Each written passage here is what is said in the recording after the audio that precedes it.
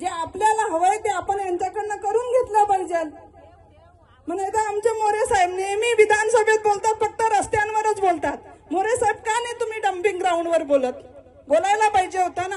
का नाही तुम्ही कधी हॉस्पिटलवर बोलायला पाहिजे? जर 15 वर्ष ही जनता तुम्हाला निवडून देते ना, तर तुम्ही ते हे केलं पाहिजे. हे खूप विश्वासाने तुम्हाला निवडून देत आहेत.